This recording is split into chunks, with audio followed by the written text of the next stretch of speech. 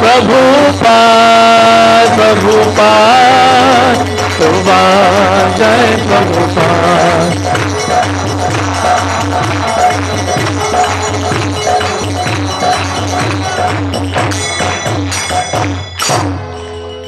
श्रील प्रभुपाद की। ओम अज्ञानतिमिरान्धस्य ज्ञानाञ्जनशलाकया चक्षुरुन्मीलितं येन तस्मै श्रीगुरवे नमः।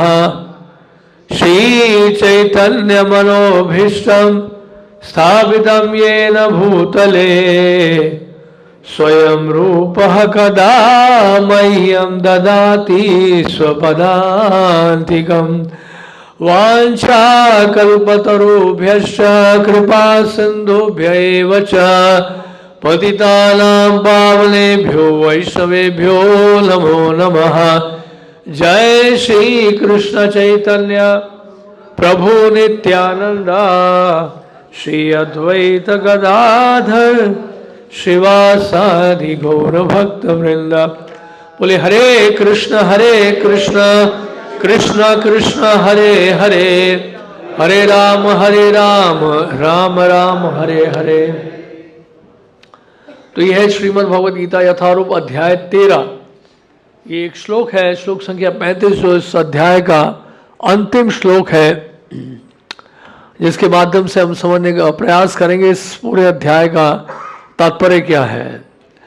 क्षेत्र क्षेत्रज्ञो एवं अंतरम ज्ञान चक्षुषा भूत प्रकृति मोक्षम च ये विधुर्यान्ति ते परम। जो लोग ज्ञान के चक्षुओं से शरीर तथा शरीर के ज्ञाता के अंतर को देखता है और भवबंधन से मुक्ति की विधि को भी जानता है, उन्हें परम लक्ष्य प्राप्त हो जाता है। इस 13वें अध्याय का तात्पर्य यही है कि मनुष्य को शरीर के स्वामी तथा परमात्मा के अंतर को समझना चाहिए। उसे श्लोक 8 से लेकर 12 तक में वर्णित मुक्ति की विधि को जानना चाहिए, तभी वह परम गति को प्राप्त कर सकता है। श्रद्धालु को चाहिए कि सर्वप्रथम वह ईश्वर का श्रवण करने के लिए सत्संगति करे और धीरे धीरे प्रबुद्ध बने। यदि गुरु स्वीकार कर लिया जाए तो पदार्थ तथा आत्मा के अंतर को समझा जा सकता है और वही अग्रिम आत्मा साक्षात्कार के लिए शुभारंभ बन जाता है। गुरु अनेक प्रकार के उपदेशों से अपने शिष्यों को देहात्म बुद्धि से मुक्त होने की शिक्षा देता है। उदाहरणार्थ भगवद गीता में कृष्ण अर्जुन को भौतिक बातों से मुक्त होने के लिए शिक्षा देते हैं। मनुष्य यह तो समझ सकता है कि यह शरीर पदार्थ है और इसे 24 तत्वों में विश्लेषित किया जा सकता है। शरीर स्थूल अभिव्यक्ति है और मन तथा मनोवैज्ञानिक प्रभाव सूक्ष्म अभिव्यक्ति है। जीवन के लक्ष्य इन्हीं तत्वों की अंतः प्रक्रिया विकार है, किंतु इनसे भी ऊपर आत्मा और परमात्मा है। आत्मा तथा परमात्मा दो है। यह भौतिक जगत आत्मा तथा 24 तत्वों के संयोग से कार्यशील है, जो संपूर्ण भौतिक जगत की इस रचना को आत्मा तथा तत्वों के संयोग से हुई मानता है और परमात्मा की स्थिति को भी देखता है, वही वैकुंठ लोक जाने का अधिकारी बन जाता है। ये बातें चिंतन तथा साक्षात्कार की हैं। मनुष्य को चाहिए कि गुरु की सहायता से इस अध्याय को भली भांति समझ ले। तो यह जो अध्याय है, इस अध्याय का शीर्षक है प्रकृति, पुरुष तथा चेतना, नेचर, एंजॉयर एंड कॉन्शियसनेस। इस अध्याय की शुरुआत में अर्जुन ने जो प्रश्न पूछा, उन्हीं प्रश्नों का उत्तर दे रहे हैं भगवान कृष्ण।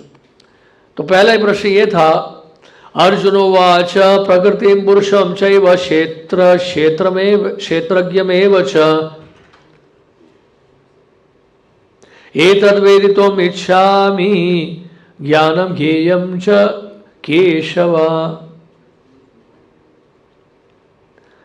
अब इसके बाद श्री भगवान उवाच इदं शरीरं कौन्तेय क्षेत्रम इति अभिधीयते एतद्वेत्ति तत्तं प्राहुः क्षेत्रज्ञः इति तत्विदः। अर्जुन ने कहा, हे कृष्ण, मैं प्रकृति एवं पुरुष भोक्ता क्षेत्र एवं क्षेत्रज्ञ तथा ज्ञान एवं ज्ञेय के विषय में जानने का इच्छुक हूँ। श्री भगवान ने कहा, हे कुंती पुत्र, ये शरीर क्षेत्र कहलाता है और क्षेत्र को जानने वाला क्षेत्रज्ञ है। तो यहाँ पर कुछ जो यहाँ पर टर्म्स हैं उनको थोड़ा सा मैं समझाना चाहूँगा। क्षेत्र और क्षेत्रज्ञ। तो क्षेत्र का मतलब क्या है? क्षेत्र का मतलब ये शरीर है, फील्ड ऑफ एक्टिविटी। जैसे एक किसान होता है, जब वो खेत में जाता है तो उसके लिए फील्ड ऑफ एक्टिविटी क्या है? वो खेत है, क्षेत्र है। और क्षेत्र का ज्ञाता कौन है? वो किसान है। अब वो जो किसान है वो केवल अपने खेत के बारे में ज्ञान रखता है और जमीन के बारे में जानकारी नहीं है उसको, लेकिन उस इलाके का जो जमींदार है वो सभी क्षेत्रों के बारे में जानता है, यानी सभी जमीन जितनी है वहां पर उसके बारे में ज्ञान रखता है। समझ गए उदाहरण? तो इसी तरह से जो है आत्मा है, इस शरीर में है, ये शरीर के बारे में जानकारी रख सकते हैं, लेकिन आपके शरीर में क्या चल रहा है, आपके शरीर में क्या चल रहा है, या आप क्या सोच रहे हैं, इसे जानना बड़ा कठिन है। तो एक आत्मा है और एक परमात्मा भी है साथ में। हमारे हृदय के अंतःकरण में परमात्मा भी है। भगवान चतुर्भुज रूप में परमात्मा के रूप में हमारे हृदय में वास कर रहे हैं। वो जो परमात्मा है वो सभी शरीरों का ज्ञान रखते हैं, यानी सभी क्षेत्रों का ज्ञान रखते हैं। जिस तरह से मैंने उदाहरण दिया जमींदार का, जो सभी खेतों के बारे में जानता है, उसी तरह से जो है परमात्मा सभी क्षेत्रों के बारे में जानते हैं। तो यानी कि इस शरीर में दो क्षेत्रज्ञ हुए। क्षेत्रज्ञ का मतलब है क्षेत्र को जानने वाला, क्षेत्रज्ञ। तो क्षेत्रज्ञ दो हैं इस शरीर में। कौन है? परमात्मा और आत्मा। तो ये दो अलग अलग जो है व्यक्ति हैं, दो अलग अलग एंटिटीज हैं। ये एक नहीं है, दो अलग अलग है। दो अलग अलग जो है अलग अलग व्यक्तित्व है दोनों का। अब देखिए इस अध्याय में जो प्रश्न पूछा गया, उसका ये जो प्रश्न पूछा गया यहाँ पर, जिसमें अर्जुन पूछ रहे हैं प्रकृति, पुरुष, क्षेत्र, क्षेत्रज्ञ, ज्ञान एवं ज्ञेय, ये बहुत सारी चीज़ें पूछ रहे हैं। लेकिन यहाँ पर सबसे पहले जो उत्तर दिया भगवान कृष्ण ने, वो किसके लिए दिया है? क्षेत्र के लिए दिया है कि ये शरीर क्षेत्र कहलाता है और क्षेत्र को जानने वाला क्षेत्रज्ञ कहलाता है।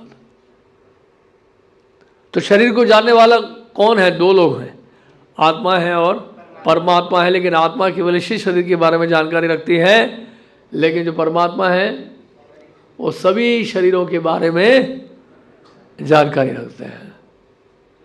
तो ये डिफरेंस है दोनों में। तो इस प्रकार इसको समझना है। अब आगे के श्लोक भी मैं थोड़ा सा पढ़ रहा हूँ। इस अध्याय में कुछ जो बातें बड़ी महत्वपूर्ण हैं। अगला श्लोक, मैं श्लोक नहीं पढ़ रहा, सिर्फ अनुवाद पढ़ रहा हूँ। हे भरतवंशी, तुम्हें ज्ञात होना चाहिए कि मैं भी समस्त शरीरों में ज्ञाता भी हूं, और इस शरीर तथा इसके ज्ञाता को जान लेना ज्ञान कहलाता है, ऐसा मेरा मत है। तो ज्ञान का अर्थ क्या हुआ? क्षेत्र और क्षेत्र के बारे में जानना, इस शरीर के बारे में जानना, और इस शरीर का जो ज्ञाता है उसके बारे में जानना। तो ज्ञान जो है वो पूर्ण कब होता है? जब आप शरीर और आत्मा दोनों का ज्ञान रखते हो। इस अध्याय के माध्यम से भगवान ये बताना चाहते हैं। लेकिन दुर्भाग्य की बात है, आज के समय में, आधुनिक समय में, पाठशालाओं और विश्वविद्यालयों में केवल इस क्षेत्र के बारे में जानकारी दी जा रही है, क्षेत्रज्ञ के बारे में कोई जानकारी नहीं। बात सही है कि नहीं? लेकिन भगवत गीता में ये दोनों बातें बताई गई हैं कि शरीर और आत्मा दोनों का जानना जो है वो ज्ञान है। यानी कि एक घर में किराएदार भी है तो साथ में मकान मालिक भी है।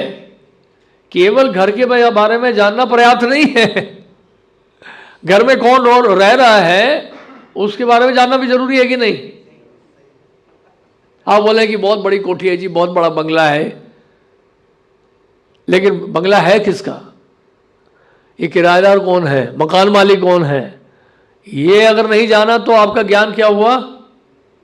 अधूरा हुआ।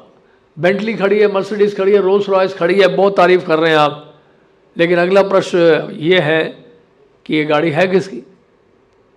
अगर आपको ये नहीं पता कि गाड़ी किसकी है तो गाड़ी तो शोरूम में भी खड़ी है। अगर शोरूम में गाड़ी खड़ी है तो अगला प्रश्न है ये शोरूम किसका है? आप समझ रहे हैं इस बात को? तो यानी कि जब भी भौतिक पदार्थ की बात की जाती है उसके पीछे एक क्षेत्रज्ञ भी होता है। किसी भी मैटर को देखते हैं आप इस संसार में, भौतिक जगत में, किसी भी भौतिक पदार्थ को देखते हैं, किसी इंसान को देखते हैं, किसी वस्तु को देखते हैं, किसी मकान को देखते हैं, किसी दुकान को देखते हैं, किसी शहर को देखते हैं, किसी देश को देखते हैं, या पूरे सृष्टि को देखते हैं, पूरे ब्रह्मांड को देखते हैं, तो प्रश्न उठना चाहिए इस क्षेत्र का क्षेत्रज्ञ कौन है? ये जो छोटा सा क्षेत्र है आपका शरीर, ये जो पूरा ब्रह्मांड है कितना बड़ा क्षेत्र है, ये जो पूरी सृष्टि है, यूनिवर्स जिसको कहते हैं, ये कितना बड़ा क्षेत्र है। तो उस यूनिवर्स को जानने वाला व्यक्ति तो होगा ना, कोई नहीं होगा कि नहीं बताइए? उसका भी तो कोई क्षेत्रज्ञ होगा क्या ना? तो ये तो कॉमन सेंस है। तो कॉमन सेंस ये है कि आपने केवल इस सृष्टि के बारे में तो जानकारी प्राप्त कर ली कॉस्मोलॉजी के माध्यम से, एस्ट्रोनॉमी के माध्यम से, नासा के माध्यम से, लेकिन ये जो सृष्टि है, इस सृष्टि का क्षेत्रज्ञ कौन है, इसके बारे में वो जानकारी नहीं दे पा रहे हैं। तो वही जानकारी भगवत गीता में या भगवान दे रहे, इसलिए यह अध्याय बड़ा ही महत्वपूर्ण है। तो यहां पर भगवान स्पष्ट बता रहे हैं कि शरीर का ज्ञाता मैं हूं, इस शरीर तथा इसके ज्ञाता को जान लेना ज्ञान कहलाता है, ऐसा मेरा मत है। अब तुम मुझसे ये तब सब संक्षेप में सुनो कि कर्म क्षेत्र क्या है, यह किस प्रकार बना है, इसमें क्या परिवर्तन होता है, यहां कहां से उत्पन्न होता है, इस कर्म क्षेत्र को जानने वाला कौन है और उसका क्या प्रभाव होता है। तो ये कर्म क्षेत्र का मतलब है यानी ये क्षेत्र जिसके द्वारा हम कर्म करते हैं। ये भौतिक शरीर को क्षेत्र बोला ना, तो इस क्षेत्र के द्वारा जब कर्म किया जाता है उसको कर्म क्षेत्र कहा जाता है। और कर्म क्षेत्र में परिवर्तन आता है कि नहीं आता है? बाल्यावस्था से युवावस्था, युवावस्था से वृद्ध अवस्था, ये परिवर्तन है। तो क्षेत्र में परिवर्तन है, क्षेत्रज्ञ में परिवर्तन नहीं है कि नहीं? क्षेत्रज्ञ में परिवर्तन नहीं है, क्षेत्र में परिवर्तन है। यानी आत्मा में परिवर्तन नहीं है, शरीर में परिवर्तन है। शरीर बदल रहा है आपका, देहिनो स्वेन यथा देहे कौमारम यौवनं जरा तथा देहांतर प्राप्ति धीरे तत्र न मुह्यति। बाल्यावस्था से युवावस्था तक, युवावस्था से वृद्ध अवस्था तक क्या हो रहा है? शरीर का परिवर्तन हो रहा है।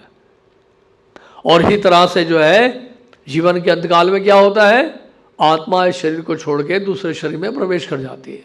लेकिन धीर पुरुष जो है उस शरीर के परिवर्तन से विचलित नहीं होता। कैसे विचलित नहीं होता?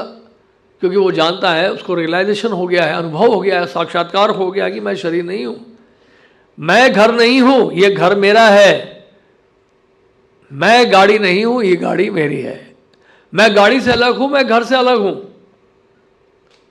अगर घर में कुछ टूट जाता है तो वो घर की समस्या है।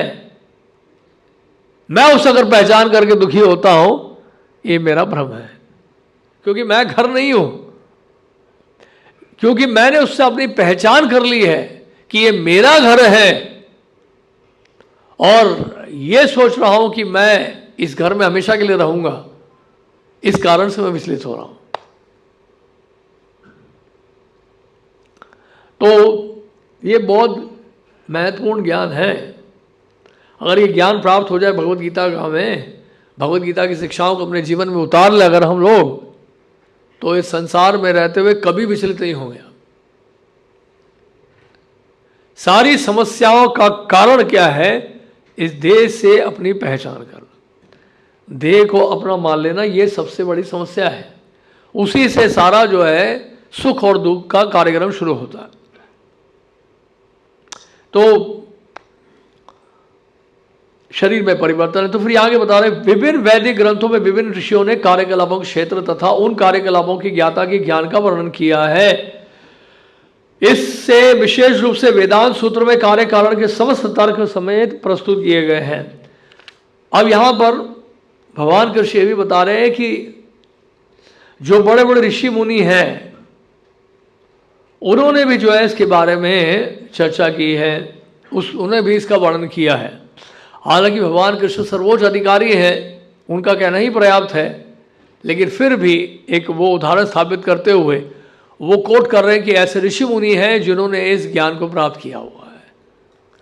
जैसे फॉर एग्जाम्पल जब आप कोई साइंटिफिक थ्योरी को एस्टैब्लिश करना चाहते हैं तो आप क्या करते हैं, बड़े बड़े जो साइंटिस्ट हैं उनको कोट करते हैं कि इस साइंटिस्ट ने ये कहा, इस साइंटिस्ट ने ये कहा। जो जिस फील्ड में अथॉरिटी है उसको कोट करते हैं। स्पोर्ट्स के फील्ड में जो अथॉरिटी है उसको कोट करते हैं, राइट। साइंस के फील्ड में जो अथॉरिटी है उसको कोट करते हैं। पॉलिटिक्स के फील्ड में जो अथॉरिटी है उसको कोट करते हैं। इसी तरह से आध्यात्म के एरिया में जो अथॉरिटी है उनको कोट किया जा रहा है। तो इस तरह से अब आगे देखिए क्या लिखा है।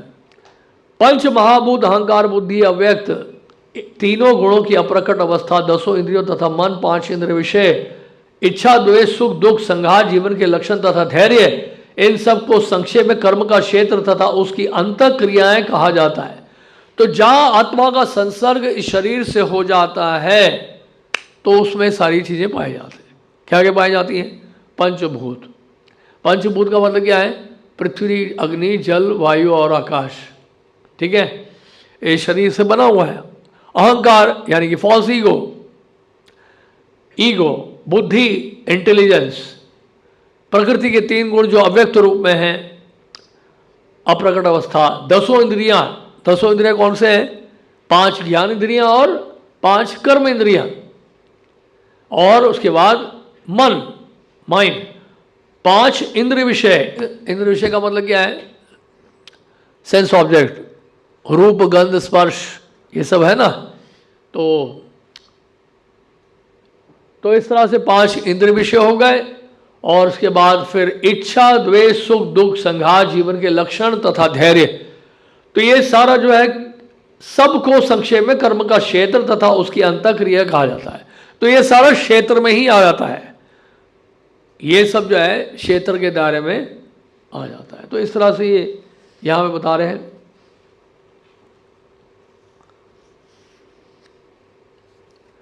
तो देखिए यहां पर क्या लिखा है। पहले तो पृथ्वी, जल, अग्नि, वायु तथा आकाश, ये कितने हो गए? पांच महाभूत। फिर अहंकार बुद्धि तीन गुणों की अव्यक्त अवस्था आती है, ये कितना हो गया? एक, दो और तीन, आठ। इनके पश्चात पांच ज्ञान इंद्रियां हैं, 13। नेत्र, कान, नाक, जीभ तथा त्वचा। ठीक है। फिर है पांच कर्म इंद्रियां, वाणी, पांव, हाथ, गुदा तथा लिंग। तब इंद्रियों के ऊपर मन होता है, उससे भीतर रहने के कारण अंतःक्रिया कहा जाता है। इस प्रकार मन समेत कुल 11 इंद्रियां होती हैं। फिर इंद्रियों के पांच विषय हैं, गंध, स्वाद, रूप, स्पर्श तथा ध्वनि। इस तरह इन 24 तत्वों का समूह कार्य क्षेत्र कहलाता है। तो ये जो 24 तत्व का बना हुआ ये आपका शरीर है, और ये 24 तत्वों से ही पूरी सृष्टि भी बनी है, पूरा ब्रह्मांड। पूरा ब्रह्मांड भी जो है 24 तत्वों से ही बना हुआ है। आपका शरीर भी 24 तत्वों से बना हुआ है। तो देखा जाए तो आप मिनी ब्रह्मांड है, या फिर छोटे छोटे ब्रह्मांड। तो वो जो तत्व पूरे ब्रह्मांड में जो पाए जाते हैं वो आपके शरीर में भी पाए जाते हैं, लेकिन अल्प मात्रा में। ठीक है। तो इस तरह से लेकिन उस ब्रह्मांड को जानने वाला क्षेत्रज्ञ और आपके शरीर को जानने वाला भी क्षेत्रज्ञ है, जो कि आत्मा से अलग है। हमने बताया ना पहले कि आत्मा यानी कि आप केवल अपने शरीर के बारे में जानते हैं, परमात्मा सभी शरीरों के बारे में जानते हैं, और भगवान जो है पूरे ब्रह्मांड के बारे में जानते हैं, अनंत कोटि ब्रह्मांड के बारे में जानते हैं। तो उनसे बड़ा क्षेत्रज्ञ कौन होगा? आप समझ रहे हैं? तो जो भक्ति का प्रोसेस है, उस क्षेत्रज्ञ को जानना और उस क्षेत्रज्ञ की सेवा करना। आप समझ रहे इस बात को? तो इस प्रकार ये बहुत इंपॉर्टेंट पॉइंट यहां बताया जा रहा है। और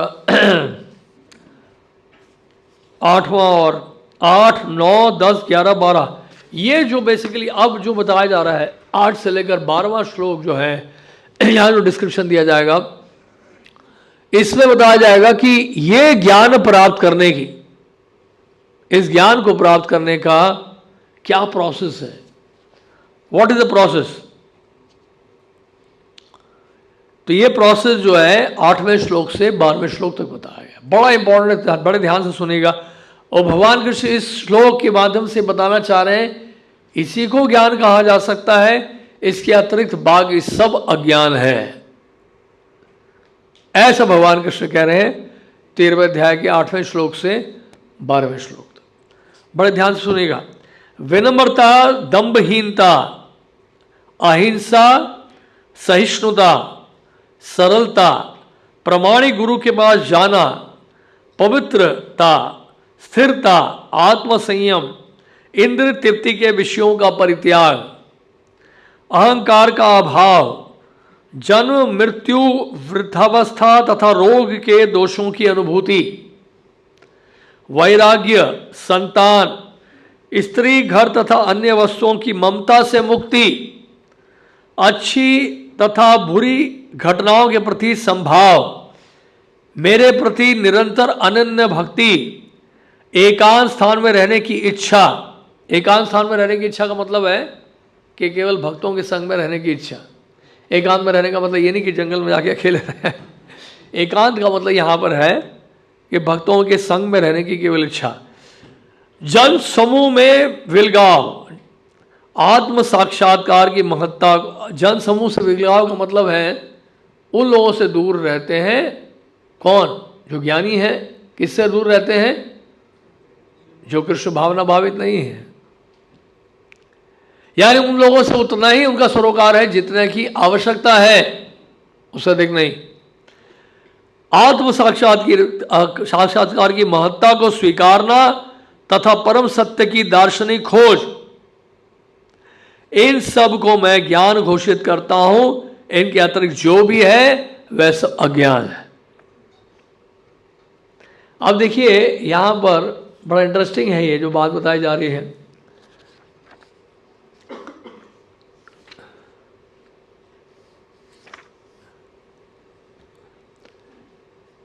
देखिए यहां पे लिखा है this 20 items include qualities like cleanliness which if developed are favorable for spiritual advancement. They also include elements for the process of advancement such as approaching a bona fide spiritual master and perceiving the evils of birth, death, disease and old age. Integrated as a process, these items are the means for acquiring knowledge, transcendent knowledge, or accurate understanding the body, soul, and the super soul. According to Sri Vishwanath Chakri Thakur, of the 20 items mentioned, 17 apply to both the Jnani and the Bhakta. The last two, accepting the importance of self-realization, Adhyatma Jnana Nityatvam, and philosophical research for the absolute truth are technically only for the ज्ञानी। आप समझ रहे हैं यहां पे क्या बता रहे हैं? जो बेसिकली 20 आइटम यहाँ जो मेंशन किए गए हैं उसमें से 17 आइटम जो हैं वो ज्ञानियों के लिए भी है और भक्त के लिए भी है। और अंतिम जो दो यहां बताए गए हैं, अंतिम दो कौन से? देखिए, आत्म साक्षात्कार की महत्ता को स्वीकारना तथा परम सत्य की दार्शनिक खोज। ये जो लास्ट जो 2 आइटम्स हैं वो बेसिकली किसके लिए हैं? Are technically only for the ज्ञानी। लास्ट जो 2 आइटम है। और उसके बाद constant and unalloyed devotion to me is a sole quality specifically for the devotee. कौन सा है क्वालिटी? यहां पर लिखा ना, मेरे प्रति निरंतर अनन्य भक्ति, एक ये जो है, ये जो क्वालिटी है स्पेशली किसके लिए है? भक्त के लिए। All other qualities come to devotee who exclusively endeavours for constant unalloyed devotion. अब देखिए, जो भक्त बनते हैं, जो भक्ति करते हैं, तो क्या होता है, ये जितनी भी क्वालिटीज यहाँ मेंशन की गई हैं वो सारी की सारी क्वालिटीज उनमें मैनिफेस्ट हो जाती है। केवल भगवान की सेवा करने से ये जो भी यहां पर बताएंगे, क्वालिटीज बताए गए हैं, वो भक्त के अंदर जागृत हो जाते हैं। भक्त को जो है ऐसा कुछ नहीं जगाना होता है जो उसमें नहीं है। एक लकड़ी है, लकड़ी में फायर पहले से ही होता है, उसको केवल क्या करना पड़ता है? जागृत करना पड़ता है। अगर आपके पास कला है, जैसे प्राचीन समय में क्या करते थे, जो ब्राह्मण लोग तो थे, वो मंत्रों की शक्ति होती थी उनके पास, उतनी शुद्धता पवित्रता होती थी कि मंत्र उच्चारण करने मात्र से लकड़ी से अग्नि प्रकट कर देते थे। उनको मैच बॉक्स की आवश्यकता नहीं पड़ती थी, लाइटर की आवश्यकता नहीं पड़ती थी, तो उनके पास वो पावर होता था, मंत्र से ही फायर इग्नाइट कर लेते थे लकड़ी के भीतर से। वो वुड के अंदर फायर होता है, वुड के अंदर फायर होता है। अगर आपके पास वो कला है, आपके पास वो शक्ति है, तो आप मंत्र उच्चारण से ही फायर जनरेट कर सकते हैं। तो इसी तरह से जो शिशुप्त कृष्ण भावना अमृत की अग्नि है, हम सब के अंदर है, आत्मा में स्वाभाविक रूप से है। क्यों है? क्योंकि आत्मा भगवान की सनातन अंश है। भगवान ने गीता में बोला ना, 15 अध्याय के 7वें श्लोक में, ममई वांशो जीवलोके जीवभूत सनातना, ये जितनी भी जीवात्मा है मेरी सनातन अंश है। सनातन अंश का मतलब यही है कि अंश के पास आंशिक रूप में वो सारे गुण हैं जो भगवान में है, यानी कि आत्मा में। अब समस्या क्या है? क्योंकि हमने अपनी पहचान हमने इस देह से कर ली है, भौतिक पदार्थ से कर ली है, इसलिए वो जो आध्यात्मिक गुण है जो आत्मा में है, वो क्या है? ढक गए हैं, वो ढक चुका है। और संसार में वो क्या बेसिकली विकृत रूप में प्रकट हो रहा है। अब अगर हम लोग भक्ति के प्रोसेस को अपनाते हैं फिर से, तो क्या होगा? वो जो ढकी हुई भावना है, कृष्ण भावना है, वो पुनः जागृत हो जाएगी। जैसी पुनः जागृत होगी कृष्ण भावना अमृत की अग्नि, जैसी जागेगी तो ये सारी क्वालिटीज मैनिफेस्ट होना शुरू हो जाएंगी जो उसमें लिखा है। ऐसा नहीं कि आपको ये सारी क्वालिटीज के लिए अलग से प्रयास करना पड़ेगा। तो ये इसमें ये प्रोसेस है नॉलेज का, यानी कि ज्ञान प्राप्त करने के लिए, आध्यात्म के स्तर पर पहुंचने के लिए, इस बात की रियलाइजेशन होने के लिए कि क्षेत्रज्ञ कौन है, क्षेत्रज्ञ को जानने के लिए प्रोसेस है। क्षेत्रज्ञ के बारे में ज्ञान प्राप्त करने का क्या है? ये प्रोसेस बताया इस श्लोक में, 8वें श्लोक से लेकर 12वें श्लोक तक। आप समझ गए आप? तो ये इस तरह से है। अब देखिए श्लोक संख्या 13 से लेकर 19 तक भगवान कृष्ण जो हैं, अर्जुन का जो छठा टॉपिक है, यानी कि ज्ञान का विषय वस्तु, ऑब्जेक्ट ऑफ नॉलेज। तो ऑब्जेक्ट ऑफ नॉलेज क्या है यहां पर देखिए, यहां बता रहे हैं 13वें श्लोक में,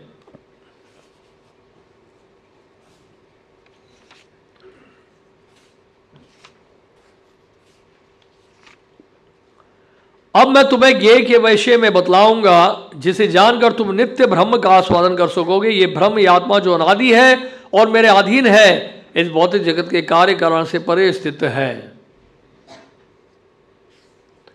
तो यहां पर देखिए, जानने योग्य, नोवेबल, यानी कि जिनको जानना है, object of knowledge. The Lord has explained the field of activities and the knower of the field. He also explained the process of knowing the knower of the field of the activities. Now he begins to explain the knowable, first the soul and then the super soul. तो जानने के दो विषय हैं, क्या है? आत्मा है और परमात्मा है। तो पहले भगवान यहां पर आत्मा की चर्चा करने वाले हैं। In text 14 to 18, he will describe the super soul of the game. And this text, as Srila Prabhupada explained, describes the first object of knowledge of soul. इस श्लोक में आत्मा की चर्चा कर रहे हैं। श्लोक संख्या 14 से लेकर 18 तक भगवान कृष्ण परमात्मा के बारे में चर्चा करेंगे। ठीक है ना? तो ये इस बात को अच्छे से समझना। तो श्लोक संख्या 14 से लेकर 18 तक भगवान जो है परमात्मा की चर्चा कर रहे हैं। तो श्लोक संख्या 13 में पढ़ दिया मैंने, अभी 14 से लेकर 18 तक पढ़ रहा हूं मैं, जिसमें भगवान कृष्ण की चर्चा कर रहे हैं, परमात्मा की चर्चा कर रहे हैं। उनके हाथ, पांव, आंखें, सिर तथा मुंह, उनके कान सर्वत्र हैं। इस प्रकार परमात्मा सभी वस्तुओं में व्याप्त होकर अवस्थित है।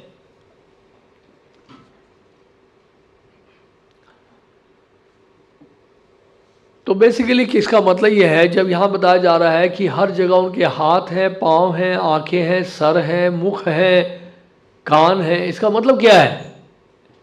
इसका मतलब वो जो पांव है, वो जो हाथ है, वो जो आंखें हैं, वो जो हाथ है, वो आंखें हैं, उनका जो मुख है, वो कौन है? हम सब जीवात्माएं हैं।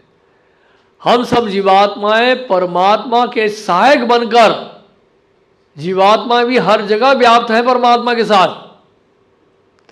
जीवात्मा क्या बन रही है? सहायक बन रही है, परमात्मा की सहायक बन रही है, हर जगह सर्वत्र व्याप्त है। तो यहां पे क्या लिखा है? The Lord has his hands, legs, eyes and mouth in every nook and corner of his creation.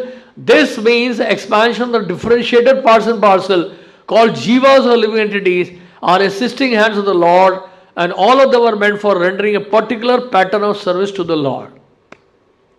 तो किसी ना किसी तरह से जो आत्माएं हैं, जीवात्माएं हैं, प्रत्यक्ष या अप्रत्यक्ष रूप में भगवान की सेवा में लगी हुई, इनडायरेक्टली या डायरेक्टली. डायरेक्टली मतलब भक्ति के द्वारा, और इनडायरेक्टली इस माया जगत में रहकर. अल्टीमेटली सेवा तो भगवान की ही हो रही है. आप जेल में रहकर करो या जेल में बाहर रहकर करो, अल्टीमेटली क्या है? वो सारा असिस्टेंस जो है वो किसके लिए जा रहा है? गवर्नमेंट के लिए जा रहा है, सरकार के लिए जा रहा है. तो इसी प्रकार से है. और टेक्स्ट नंबर 15 भी बिल्कुल परमात्मा के बारे में यहां पे बताया जा रहा है. परमात्मा समस्त इंद्रियों के मूल स्रोत हैं, फिर भी ये इंद्रियों से रहित हैं. वह समस्त जीवों के पालनकर्ता होकर भी अनासक्त हैं. वह प्रकृति के गुणों से परे हैं, फिर भी भौतिक प्रकृति के समस्त गुणों के स्वामी हैं. अब देखिए, परमात्मा और आत्मा का डिफरेंस बताया जा रहा है कि परमात्मा गुणों से परे है, परमात्मा के ऊपर गुणों का प्रभाव नहीं पड़ता, हमारे ऊपर गुणों का प्रभाव पड़ जाता है. ये डिफरेंस ही है. परमात्मा जो है सर्वज्ञ और क्षेत्र होने के साथ साथ उनके ऊपर माया का प्रभाव नहीं पड़ता. क्यों नहीं पड़ता माया का प्रभाव? क्योंकि माया उनके अधीन है. माया उनकी शक्ति है, हमारी शक्ति नहीं है. माया भगवान की शक्ति है. माया दक्षेण प्रकृति सुवेते से चराचरम. भगवान गीता में ही कह रहे हैं, मेरी अध्यक्षता में ये प्रकृति कार्य कर रही है. तो माया भगवान की अध्यक्षता में कार्य कर रही है, तो माया उन्हीं के अधीन है. तो माया के प्रभाव में भगवान नहीं आते हैं. ये प्रकृति के जो गुण हैं, सत्वगुण, रजोगुण, तमोगुण, उनका प्रभाव भगवान के ऊपर नहीं पड़ता, क्योंकि ये सारे गुण जो है उनके अधीन हैं. तो ये सबसे बड़ा डिफरेंस है परमात्मा और आत्मा में. परम सत्य जड़ तथा जंगम समस्त जीवों के बाहर तथा भीतर स्थित है. सूक्ष्म होने के कारण में भौतिक इंद्रियों के द्वारा जानने या देखने से परे है. यद्यपि वे अत्यंत दूर रहते हैं, किंतु हम सबों के निकट भी हैं. यानी कि भगवान अपने धाम में भी है, लेकिन आपके बहुत निकट भी हैं, आपके हृदय में बैठे हुए परमात्मा के रूप में. यद्यपि परमात्मा समस्त जीवों के मध्य विभाजित प्रतीत होता है, लेकिन वह कभी भी विभाजित नहीं होता है. वह एक रूप में स्थित है. यद्यपि वह प्रत्येक जीव का पालन करता है, लेकिन समझना चाहिए कि वह सबों का संहार करता है और सबों को जन्म देता है. देखिए, जैसे सूर्य एक जगह है, यहाँ पर सूर्य को उदाहरण दिया जा रहा है. सूर्य मध्याह्न समय अपने स्थान पर रहता है, लेकिन यदि कोई 4 और 5,000 मील की दूरी पर घूमे और पूछे कि सूर्य कहाँ है, तो सभी लोग यही कहेंगे कि वह उनके सर पर चमक रहा है. वैदिक साहित्य में उदाहरण दिखाने के लिए दिया गया है कि यद्यपि भगवान अभी अविभाजित हैं, लेकिन इस प्रकार से मानो विभाजित हो. यही नहीं, वैदिक साहित्य में यह भी कहा गया है कि अपनी सर्वशक्तिमता के द्वारा एक विष्णु सर्वत्र विद्यमान है। जिस तरह अनेक पुरुषों को एक ही सूर्य के प्रतीति अनेक स्थानों में होती है। अब बंबई जाइए, दिल्ली जाइए, कलकत्ता जाइए, कहीं भी जाइए, 12 बजे है तो सूर्य सबको बोलेगा हाँ ये सर के ऊपर है। सभी कहा कहेंगे सूरज मेरे सर के ऊपर है, लेकिन सूरज तो अपनी जगह पे भी है। तो देखने में ऐसा लगता है कि सूर्य विभाजित हो गया, लेकिन सूर्य कहाँ है? जहां है वही है। एक और उदाहरण, बड़ा सिंपल सा उदाहरण है। टीवी चैनल, अगर टीवी देख रहे हैं, टेलीविजन देख रहे हैं, आप न्यूज़ देख रहे हैं, तो जो न्यूज़ रीडर है वो स्टूडियो से न्यूज़ पढ़ रही है या पढ़ रहा है, लेकिन टेलीविजन स्क्रीन सबके घर पे है और सभी टेलीविजन स्क्रीन में you can see the news reader. तो ऐसा प्रतीत हो रहा है कि न्यूज़ रीडर जो है विभाजित हो गया, लेकिन विभाजित नहीं हुआ, इज देयर। आप समझ रहे बात को? लेकिन डिफरेंस क्या है न्यूज़ रीडर और परमात्मा में? परमात्मा जब अपने आप को एक्सपैंड करते हैं आपके हृदय में और सभी जीवात्माओं के हृदय में, अणु में भी और परमाणु में भी परमात्मा के रूप में जब विभाजित करते हैं, तो उस समय परमात्मा वहां वास्तव में मौजूद भी है। न्यूज़ रीडर मौजूद नहीं है, वो तो स्क्रीन में बेसिकली डिस्प्ले हो रहा है। न्यूज़ रीडर कहाँ है? वो तो वही है। दूसरा एक और है, तो इसको समझने का, लड्डू आपके हाथ में है, लड्डू का उदाहरण गलत होगा। मैंने थोड़ा लड्डू खाया, फिर आपने थोड़ा लड्डू खाया, आपने भी थोड़ा लड्डू खाया, लड्डू खत्म। तो ऐसा नहीं कि परमात्मा बढ़ गए हैं सभी हृदय सभी जीवात्माओं के साथ, तो परमात्मा का एग्जिस्टेंस ही खत्म हो गया।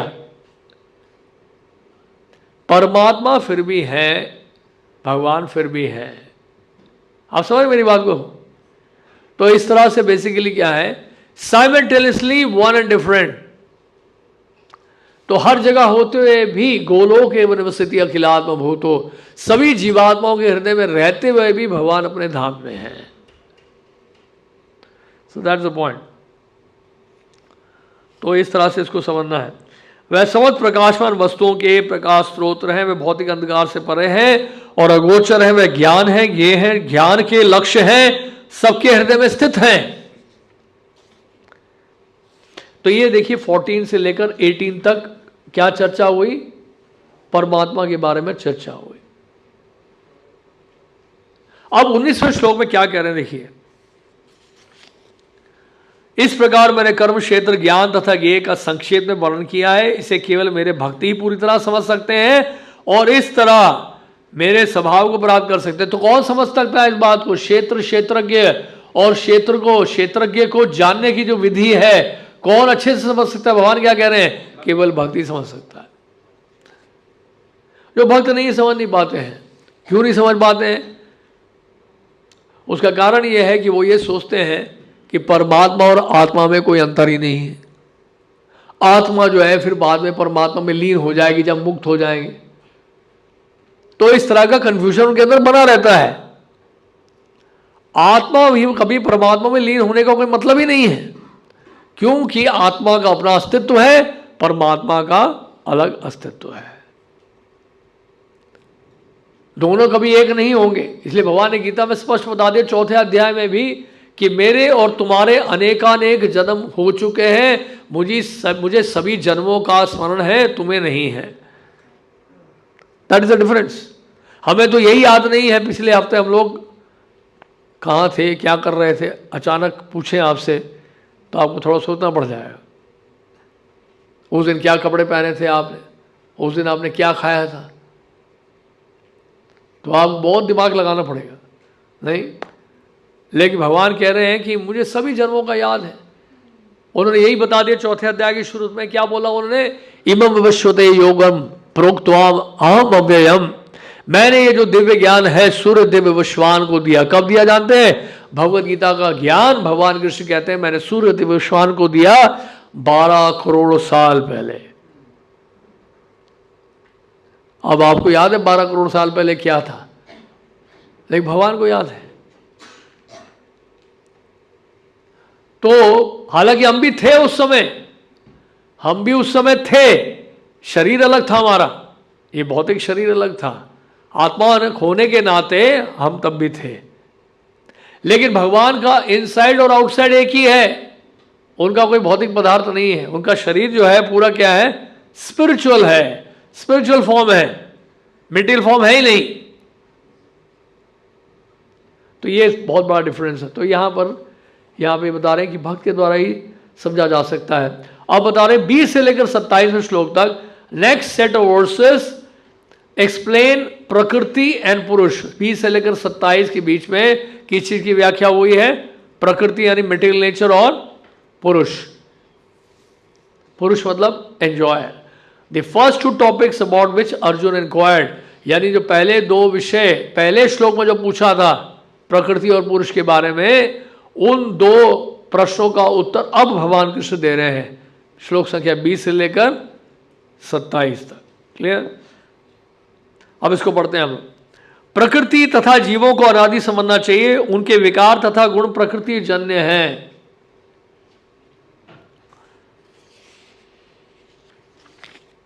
प्रकृति समस्त भौतिक कारणों तथा कार्यों की हेतु कही जाती है और जीव इस संसार में विविध सुख दुख का भोग का कारण कहा जाता है। अब इसमें बताया कि प्रकृति समस्त भौतिक कारणों तथा कार्यों की हेतु कहा जाती है। ऐसा लगता है कि प्रकृति इज अ कॉज। अब यहां पे ऐसे ही लिखा है, अगर आप श्लोक में पढ़ेंगे, nature is said to be the cause of all the material causes and effects where the living entity is the cause of the various sufferings and enjoyments in this world. बड़ा उत्साह उदाहरण दिया जाता है, श्रील प्रभुपाद जी उदाहरण देते हैं कि धान में कई बार ऐसा दिखता है, उस धान में से बिच्छू निकल आता है, उसमें से बिच्छू निकल आता है। तो कोई ये ना कहे कि बिच्छू का कारण क्या है, वो धान है, क्योंकि धान से बिच्छू निकला है। तो धान से भले ही बिच्छू क्यों ना निकला हो, धान कारण नहीं है, वो बिच्छू की जो माता है जिसने अंडा दिया था वो कारण है। इसी तरह से भगवान कृष्ण जो है वो ही सभी कारणों के कारण है। भगवान इसलिए गीता में कह रहे, सर्व योनिषु कौन्तेय हम बीज प्रदा पिता, मैं ही वास्तव में सभी योनियों का बीज देने वाला पिता हूं। तो बेसिकली जब भगवान उस बीजारोपण कर देते हैं और इस पूरे सृष्टि को जीवात्माओं से गर्भस्थ कर देते हैं, तो उन जीवात्माओं को नाना प्रकार के शरीर मिलते हैं, और जैसे जीवात्मा को नाना प्रकार का शरीर मिलता है, उस शरीर में सुख और दुख का अनुभव होता है। और सुख और दुख का अनुभव क्यों होता है, किस कारण से? क्योंकि जीवात्मा जो है उस शरीर से अपनी पहचान कर लेता है। जहां भी आप भौतिक पदार्थ से अपनी पहचान करने लगोगे, वहां सुख और दुख शुरू हो जाएगा। सुख और दुख का और कोई कारण नहीं है। कारण क्या है कि हम अपनी पहचान भौतिक पदार्थ से कर रहे हैं, इस भौतिक शरीर से कर रहे हैं, और कोई कारण नहीं है। तो क्योंकि देखिए हम वास्तविक अपने स्वरूप को भूल गए हैं, अपने वास्तविक अस्तित्व को भूल गए हैं। हम भूल गए कि वास्तव हम आत्मा हैं, मैं आत्मा हूं, मैं शरीर नहीं हूं। इस बात का हमें बिल्कुल भी अनुभव नहीं हो रहा है, रियलाइजेशन नहीं हो रही है। तो हमने सारी पहचान क्या कर ली, हमने बचपन से लेकर आज तक इस शरीर से ही की हुई है कि नहीं? बचपन में ही आपको बताया गया ये आपके पिता है, ये आपका खिलौना है, ये आपका कमरा है, ये आपकी गाड़ी है। जन्म से ही आपको एजुकेशन ऐसे ही मिला है, हम सबको ऐसे ही मिला एजुकेशन। तो इस तरह की शिक्षा जो मिली है उससे क्या है, केवल हम लोग अपनी पहचान इस संसार से उस शरीर से ही करते आए हैं अब तक, बचपन से लेकर। लेकिन अगर भगवत गीता के माध्यम से समझा जाए तो ऐसा ज्ञान जो है वो पर्याप्त नहीं है, ज्ञान अधूरा है। हमें जानना बहुत ज़रूरी है कि वास्तव में मैं कौन हूँ। मैं यही नहीं जानता हूँ, मैंने इंजीनियरिंग कर ली, मैं जो है डॉक्टर बन गया, मैं लॉयर बन गया, मैं चार्टर्ड अकाउंटेंट बन गया, मैं बहुत कुछ बन गया संसार में, ऊंचे पद भी प्राप्त हो गए, मुझे बहुत अच्छा पैकेज भी मिल गया, अब्रॉड भी चला गया, सब कुछ हो गया, समाज में अच्छा स्टेटस भी मिल गया, सब बढ़िया हो गया। लेकिन अनफॉर्चुनेटली मुझे ये नहीं पता कि मैं कौन हूँ। मैं कौन, मैं नहीं पता। अगर मैं कहूँ नहीं मैं तो मैं भी बचपन का फोटो है मेरा, लेकिन वो बचपन कहाँ गया आपका? आपने अपनी पहचान बचपन से की थी ना, जब बच्चे थे, आप छोटे बच्चे थे, वो पहचान आपने उस समय उस बच्चे के शरीर से की हुई थी। आप कहते थे, आपसे पूछा जाता बेटा आप कौन से क्लास में हैं, आप बोलते मैं 3rd क्लास में हूं। और पहचान एक बच्चे के शरीर में आपने किया हुआ। अब आपसे पूछेंगे, आप जो युवक का शरीर है उससे आप पहचान कर रहे हैं, इसलिए आप इस्कॉन यूथ फोरम में आ रहे हैं। लेकिन अगर आप वृद्धावस्था को प्राप्त करेंगे तो फिर हम आपसे पूछेंगे आप कौन से प्रोग्राम में बोले, आप बोलेंगे मैं सीनियर सिटीजन फोरम में आता हूं। तो आप अपनी पहचान उससे करने लगते हैं। तो आपकी पहचान तो बचपन से लेकर आज तक बदल रही है, उसमें परिवर्तन हो रहा है। तो मेरा प्रश्न आपसे यह है कि हु आर यू, आप कौन है, मैं कौन हूं। तो ये जानना बहुत जरूरी है, ये बहुत जरूरी है जानना कि हु एम आई। अब देखिए 22वें श्लोक में भगवान क्या बता रहे हैं। इस प्रकार जीव प्रकृति के तीनों गुणों का भोग करता हुआ प्रकृति में ही जीवन बिताता है। यह उस प्रकृति के साथ संगति के कारण है। इस तरह उसे उत्तम तथा अधम योनियां मिलती रहती है। तो जीवात्मा को क्या है, प्रकृति के साथ जब संसर्ग होता है, जीव प्रकृति के 3 गुणों का भोग करता हुआ प्रकृति में ही जीवन बिताता है। यह उस प्रकृति के साथ उसकी संगति के कारण है। इस तरह उसे उत्तम तथा अधम योनियां मिलती रहती। प्रकृति के साथ संगति के कारण, प्रकृति का मतलब सत्वगुण रजोगुण तमोगुण के साथ संगति के कारण हमें क्या मिलता है, शरीर मिलते हैं। कारणम गुणो संगस्य सत असत योनि जन्मशु। तो अलग अलग योनियों में क्यों भेजा जाता है हमें, उस गुणों का संसर्ग करने के कारण।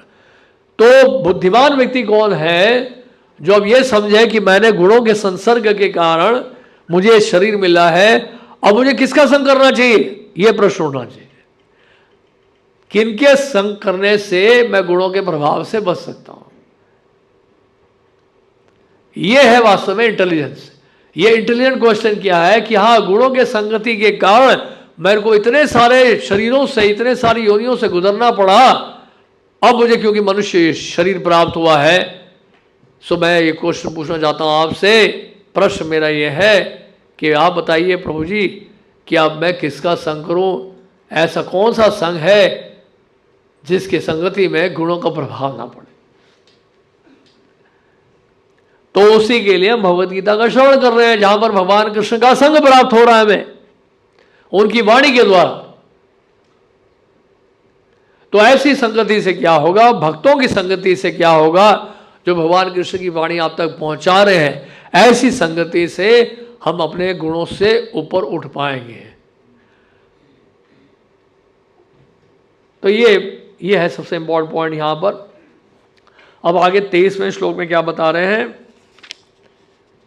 अब देखिए यहां पर क्या बता रहे हैं, देखिए अब क्लियर हो जाएगा। यहां पर जब जीवात्मा की बात की गई तो यहां बताया गया प्रकृति के संगति के कारण उसको अलग अलग शरीर प्राप्त हो रहे हैं। तो जीवात्मा के बारे में क्लियरली बता दिया।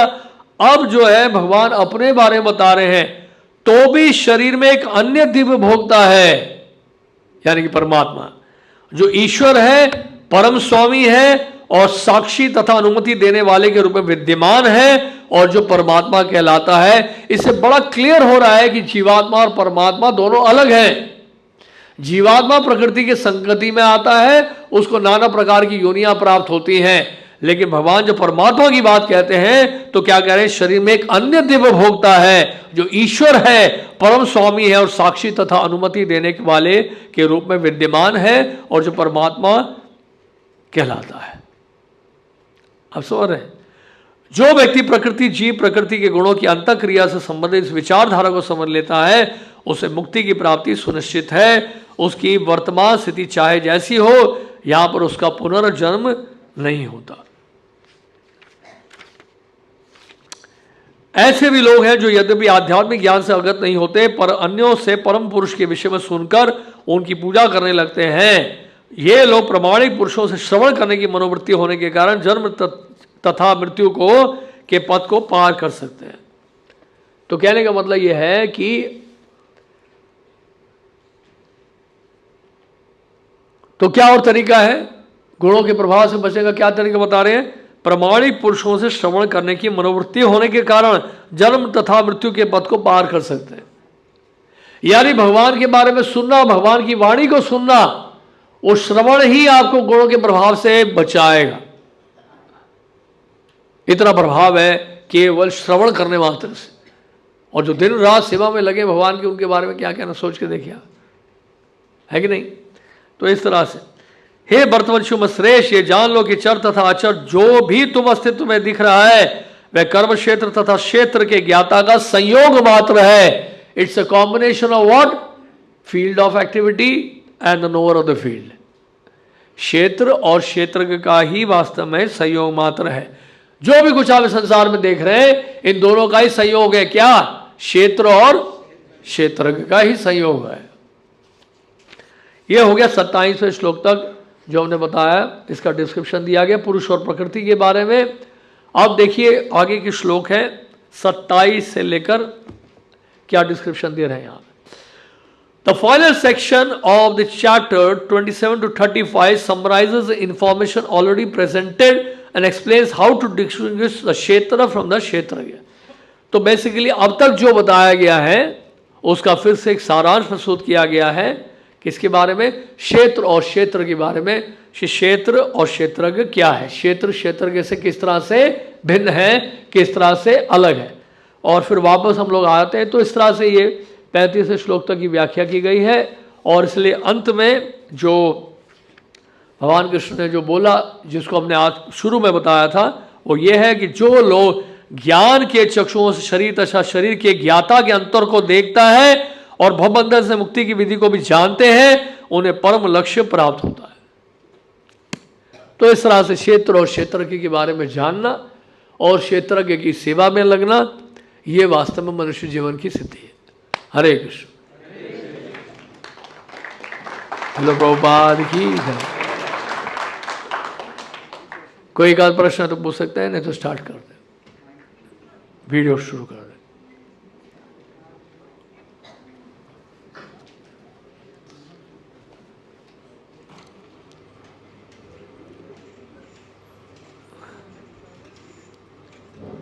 हरे कृष्ण प्रभु जी, मेरा सवाल ये है कि हम खुद को कैसे जान सकते हैं? बहुत अच्छा प्रश्न पूछा कि खुद को मैं कैसे जान सकता हूं। भगवत गीता पढ़िए, भगवत गीता में तो बताया ना आप कौन है, क्षेत्रज्ञ। खुद को जानने का मतलब है क्षेत्रज्ञ को जानना, आत्मा को जानना। I am a spirit soul, मैं जीवात्मा हूं, तो आत्मा को जानना चाहता हूं, तो इसलिए मैं भगवत गीता पढ़ूंगा जिसमें भगवान कृष्ण ने आत्मा के बारे में बड़े विस्तार से बताया है। सब बोल और बताइए।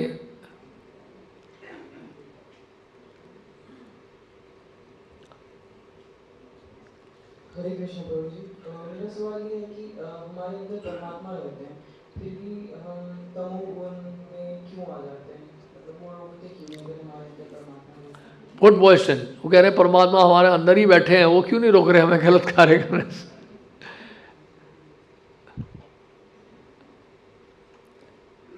क्योंकि देखिए जीवात्मा का भगवान के साथ प्रेम का संबंध है।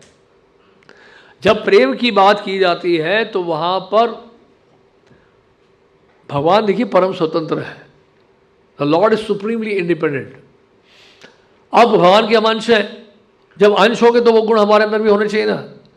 सो we are also independent but minutely independent. आंशिक स्वतंत्रता हमारे पास क्या है? आंशिक स्वतंत्रता। अब स्वतंत्रता का मतलब क्या हुआ? स्वतंत्रता का मतलब यह है कि मेरी इच्छा है कि मैं सिग्नल में रुकूं या ना रुकूं। स्टॉप लाइट है, लाल बत्ती है, मैं रुकना चाहूं रुक सकता हूं, नहीं रुकना चाहूं तो नहीं रुकूंगा। वो मेरी स्वतंत्रता है कि नहीं? मेरी स्वतंत्रता यह भी है, आज मैं जाना चाहूँ कनॉट प्लेस तो चला जाऊँ कनॉट प्लेस। आज मेरी इच्छा जाने की इस तरफ जनकपुरी की साइड में, वहाँ चला जाऊँ, तो स्वतंत्रता है कि नहीं? लेकिन वो स्वतंत्रता होने के बावजूद भी वहाँ पहुँचने के लिए बहुत सारे रिस्ट्रिक्शन है ऑन रोड। तो जो मुझे फ्रीडम मिला हुआ है वो बड़ा रेगुलेटेड है।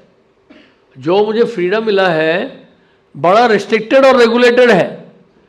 क्योंकि मैं जनकपुरी जा सकता हूं अपनी इच्छा से, दैट डजंट मीन कि आंखें बंद करके गाड़ी चलाऊं। मुझे सारे ट्रैफिक लॉज फॉलो करने पड़ेंगे वहां पहुंचने के लिए। तो मेरा इंडिपेंडेंस क्या है? लिमिटेड है। और वही देश का राष्ट्रपति आ गए, उसी सड़क से गुजरे, तो उसके ऊपर कोई रेस्ट्रिक्शन नहीं है। तो उसका इंडिपेंडेंस हमारे से बहुत अधिक है कि नहीं? इसी तरह से भगवान परम स्वतंत्र है, हम लोग आंशिक रूप में स्वतंत्र हैं। अगर उस स्वतंत्रता का हम दुरुपयोग करते हैं तो government is not at fault, we are at fault. अगर इंडिपेंडेंस नहीं होगा तो we are just dead stone. तो प्रेम का क्या मतलब हुआ? अगर राजा कहे हम लोग we will play hide and seek, आप दरवाजे के पीछे छुप जाओ, आप सीट के नीचे छुप जाओ, आप टेबल के नीचे छुप जाओ, अब मेरे कमरे के अंदर जाके छुप जाओ, मैं आपको ढूंढूंगा, let us play hide and seek, उसको कोई फायदा है? लेकिन मैं ये कहूंगा मैं काला पट्टा लगा रहा हूं, आपको जहां छुपना है छुप जाओ, देन देयर इज फन। तब तो खेल का आनंद आएगा ना। तो यानी कि कहने का मतलब है भगवान और जीव में जो बेसिकली क्या है, एक प्रेम का संबंध है, वहां पे स्वतंत्रता होना आवश्यक है नहीं, वो स्वाभाविक है। अब स्वतंत्रता का दुरुपयोग हम करते हैं, it is my fault. Government state loss बनाती है, कंट्री के लिए गवर्नमेंट लॉस बनाती है, लेकिन लॉस अगर हम ब्रेक करते हैं, why should blame the government? अगर मान लीजिए आप कोर्ट जाते हैं, एक जज बैठा है, जज जो है जजमेंट दे रहा है, एक को पनिशमेंट दे रहा है, एक को रिवॉर्ड दे रहा है, तो क्या हम बोलेंगे जज पक्षपात कर रहा है हमारे साथ, या उसके साथ पक्षपात कर रहा है? जज इज अ जज निष्पक्ष होकर एक साक्षी के रूप में, ऑब्जर्वर और परमिटर के रूप में आपकी एक्टिविटीज के ऊपर बेस वो अपना जजमेंट दे रहा है। एग्जैक्टली वैसे ही परमात्मा है हमारे हृदय में बैठे। आप समझ रहे हैं?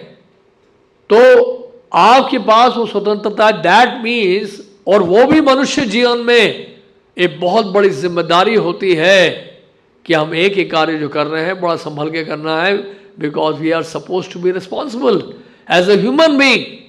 आज सड़क पे जाते हैं, पशुओं के लिए नियम नहीं है, उनको सिग्नल में नहीं रुकना पड़ता, ये रुकना किसको पड़ता है?